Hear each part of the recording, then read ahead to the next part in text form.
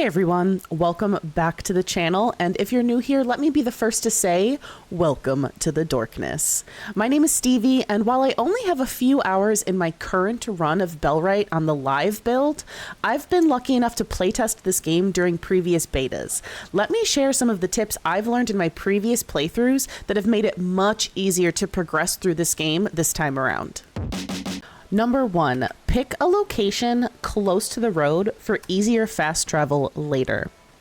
Okay, you've talked to the elder, and while you're not exactly welcome in town, he was gracious enough to let you shack up outside of the city limits. Let's go take a look at where I put my first base. It's really close to Herndon, and most of the starter quest locations are here, while it also has a ton of resources close by. This specific spot is especially good because the herbalist is tucked away right there in the woods, and he purchases foraged items as well as small pieces of cooked meat for a great way to grind out gold in the early game. Let's take a look here on the map. It is pretty much just a straight shot from Herndon. It's right on the cusp here of this level 2 area, the Darkwood Passage, but you can see we've got sage really close by. I think there's literally a patch of flax right here. There's a patch of flax, so there's easy access to that early game. And oh, let me show you where the herbalist is. Sorry, this is a couple of days into my game. We've already made it through the first winter here, so a lot of this is quite built up. But if you settle here and you go down, you can see the sage marker on the map right here. That's where the herbalist is. And like I said, he's a great source for gold early game, as well as he has like flax and sage growing outside of his house. There's also a little, I think I've already looted it, but you can loot his little chest right here too to get some nice loot early game too. Okay, my second tip would be don't waste the first day. On your first day, your quest is simply to build a personal shack and then sleep so that you can visit the elder the next day. Instead, you should stay up and build everything that's already available in your build menu. At the very least, make sure you build your personal shack here for yourself to sleep in, and a housing tent for an NPC. This saves you a ton of time tomorrow when you need to immediately invite an NPC to live with you as part of the Elder's Quest. So don't waste that first day. Build, I think you have access to the outhouse, to a campfire. Just build as much as you can that first day before you sleep. We kind of talked about flax already, but my third tip would be always harvest as much flax as possible. Start hoarding flax as early as you can. Flax, stone, and wood are super important resources in early game, but flax was kind of difficult for me to find during my first playthrough. If you've put your settlement in an area like mine, you're lucky to have a fresh field of flax every morning. So stock up and store it early because you're going to need it. My next tip isn't really going to make or break your playthrough, but my little pro tip here in early game is to place your small traps near existing sources of bait. There were so many times that I forgot to grab some berries or mushrooms on the way to check my traps, and I had to double back to get those foraged items. Now I just intentionally place my small traps right next to a cluster of berry bushes. It makes it easier for me to find the traps, first of all, and second of all, then you always have berries available to reset your traps. So you've done the initial quest with Lubomir and you have unlocked the small traps. Once you have that out of the way, I would say focus on researching as much as possible. If you open your research desk and go to this little tech tree button over here, you can see what you need to unlock further things. And the thing that I like to focus as soon as possible, let me see if I can find it. I like to immediately try to get the stockpile unlocked. So it looks like you unlock the shack and then you research the logging camp, and that unlocks the ability to research and build the stockpile. Storage becomes overwhelming very soon. Your personal inventory is super limited and chests only have a volume of 50. So speedrunning a stockpile meets your needs for storing all those important resources as soon as possible. And speaking of storage, we're also going to fine tune our organization. If you open the interface for the chest or the stockpile or whatever storage you're looking at, you have these like toggle areas right here. You can set limits on what you'll allow NPCs to place in a specific chest. So make sure you start fresh with cleanly organized storage to make your life easier later game. I personally like to keep all of my raw, unprocessed, non-food resources in the stockpile. And then I will keep my like food items or gear and processed items in chests near the workstations that I use to craft with. So you can see here I have this camp chest number 1 that is set to only allow food rations, and I have that next to all of my food crafters. I haven't gotten so far yet in this playthrough, but I'll typically also build another camp chest over by my weaving loom where I make all of my like clothes and armor, and probably another one next to my workbenches specifically to keep weapons and stuff. But we do also, as a side note, we do also have the weapons rack, and I like to put that by where my boys are, and I will specifically just put weapons that I want them to use on the weapons rack. But yeah, keeping your storage organized early game makes things so much easier because you end up with stacks of flax in random places and NPCs just bringing items back and forth between 2 chests. So if there's a set spot for a specific item to go, then they don't waste any time just like delivering resources back and forth. And continuing that discussion with managing our resources, make sure you place your camps near resources. My first playthrough during the betas, I put all of my camps right next to my personal tent, thinking that I was creating like a little city. But these camps should function like tiny outposts.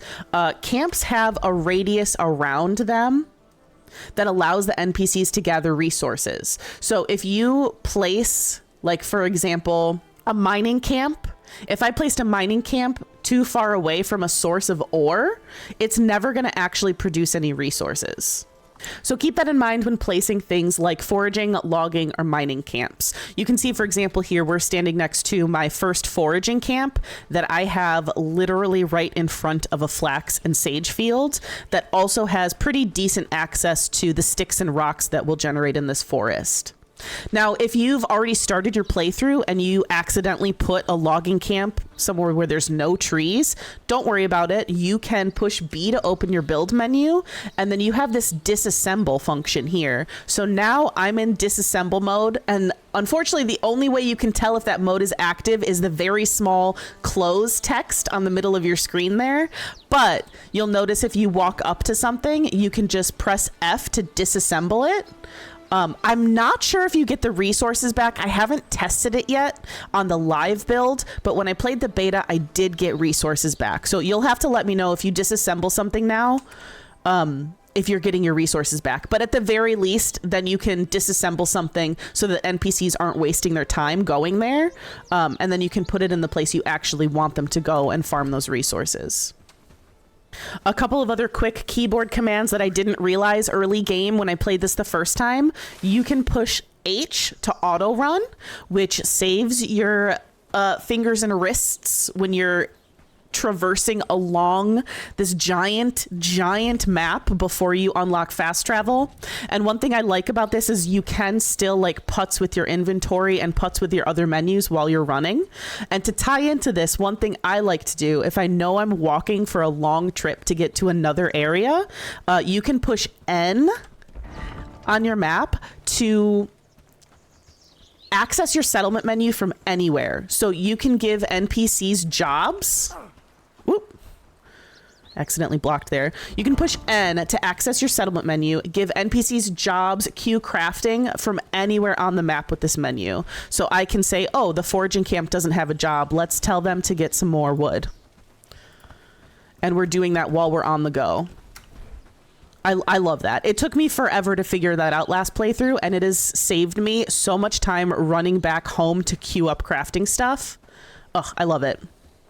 I did kind of accidentally block just a second ago there, so let's talk about this real quick. I actually use my wood axe as my main weapon early game until I have some of the more advanced weapons, because before you have a shield, let's unequip this stuff. Before you have a shield available to you, you can actually do a few block moves with the wood axe that you cannot do with the club. Let's do a test here. Yeah. Oh, I guess the club does do a block action. Oh, okay. So we're learning something together here. I typically have been using my wood axe so that I don't have to carry 2 items because I like to keep a torch in my offhand. So usually I'll have a wood axe as my weapon and for harvesting, and then my torch will be my offhand weapon or offhand item so that I can keep foraging through the night. But you can use the club, I guess. I guess you can also block with the club. But it took me a while to figure out that you could block without a shield. However, once you get a shield, definitely make one. It makes combat so much easier in this game. The combat in this game is super directional, which for me, I'm still getting used to it. It's kind of difficult for me. So having that shield allows you to block from all sides. Let's unequip that. We don't need that equipped. When you have the shield equipped and you right click to block, you see how it's blocking from all directions, which makes blocking attacks so much easier than when you just have like the axe or the club to do the block action for you. So that's my next tip is unlock a shield as soon as possible.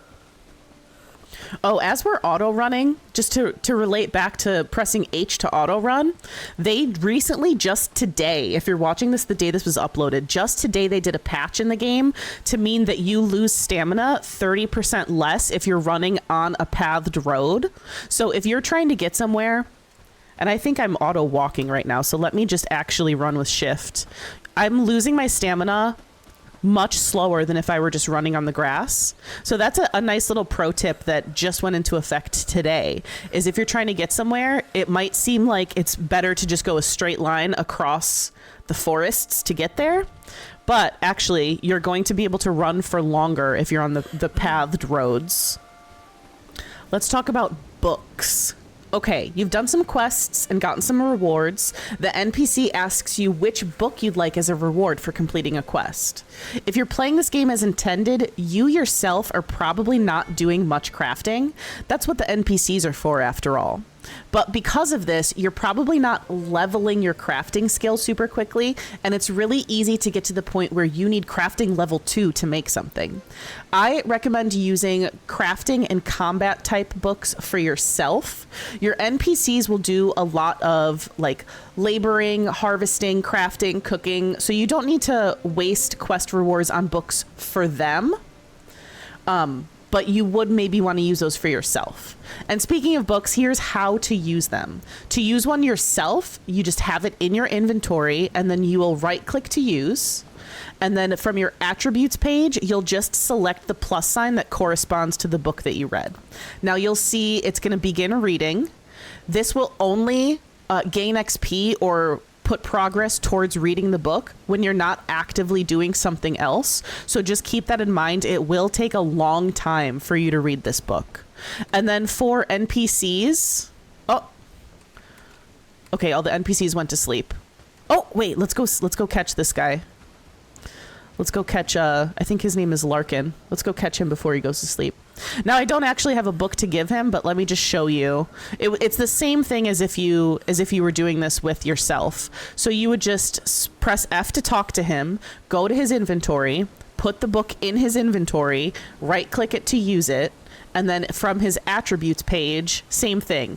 If I gave him a harvesting book, I would just select the plus sign for harvesting, and he would then start reading it. And it's the same thing for him. Like, it only will read it if he's not doing something else. So it does take a while for them to gain the XP. Along the same train of thought, let's talk about our recruits and what abilities we want them to have and what abilities we want them to level up. We have to think about their own individual stats when we assign them jobs. I'll do a whole video on specifically how to manage and spec recruits, as well as how to make sure that they're doing the jobs we want them to. But I guess another tip that I would have is don't waste, like for this guy, what's a good example? I don't know. He's already got like a decent one-handed. It seems like this guy's a swordsman, a glutton, and a weakling, but it seems like this guy is spec'd a little bit more for combat or for guarding. So maybe I wouldn't want to waste like a researching book on him. I'd want someone that Curious times we live in. Like, I think my Lobomir is spec'd really well for researching. So he's the one I would give like a researching book to, for example. Just don't waste your books on NPCs that aren't spec'd for that skill. Okay, and last but not least, hopefully this tip will save you some grief and panic. I would always try to scramble and make sure I had every single quest item in my inventory when I went to turn it in. So there's a few quests that require not only you to have like logs or crafted items, but also require you to turn in things like food, specifically like cooked meats. Now, I don't have any cooked meat in my inventory right this second, so we're just going to pretend this blueberry is a cooked meat. Obviously, the food items have a like spoiling time. So if you're hanging on to some cooked meat to turn in for a quest, but you don't have the other quest items ready yet, just go find the person that gave you that quest and give them the meat. Some quests require you to turn in items that'll spoil. You can turn in just a few pieces of a quest requirement at a time. You don't have to wait until you have everything. So if you need to give someone a piece of cooked meat and let's say like a rugged shirt, go turn in the meat and then you can come back later once you've had a chance to make the shirt. Don't let that precious food spoil in your inventory while you're waiting for stuff like linens to craft. That's pretty much it. All I've got for you guys today. There is so much more for us to talk about within BELLWRIGHT, but I feel like that's a good start to get you guys started building your settlements and filling it out with recruits. Those of you that have already started your journey in Carvenia, I would love to know how you're liking the game so far. Is there anything that you'd like me to cover in more detail? Also, this did just release in early access, so I'm curious what changes you would like to see made to the game over the course of its early access period. I know there's a couple of things that I would like to see changed a little bit, specifically hunting the deer. I personally would love to be able to crouch, which I cannot do. When you get later in the game, you'll see that there is like a stealth type mechanic where whether like the animals can see you, but it seems like there's not really much that you can do to like lessen that or negate it. So I would like to be able to crouch to maybe like increase my sneak ability for when I'm hunting. But the devs have already done multiple patches just over the past 48 hours, so we'll have to see what happens in the future. Thank you guys so much for watching as always, and I'll see you next time.